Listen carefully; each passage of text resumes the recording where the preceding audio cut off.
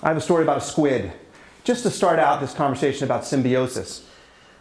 I'm going to talk a lot about that in terms of the natural world, and I'm going to talk about it also in terms of the cultural world. What does it mean to be interdependent, interconnected?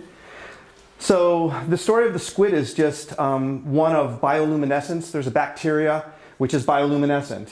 It can turn on an illumination and emit light like a firefly. And it so happens that there's a squid that lives off the coast of Hawaii that is full of this bacteria.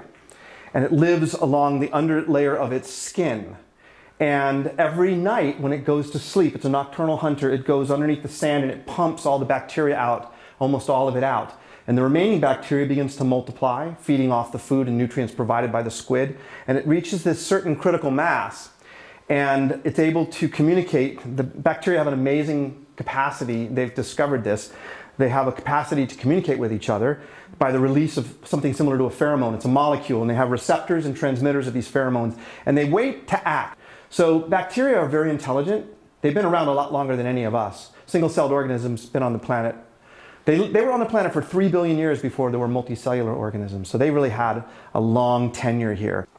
But the story of the squid is that the squid has a little aperture on the back of its body, and it can open the aperture and detect the amount of moonlight or stars.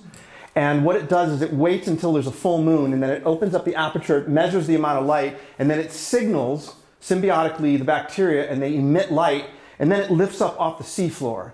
And the light emitted by the bacteria are equivalent to the moonlight on the back of this squid, so that it doesn't cast a shadow as it's hunting.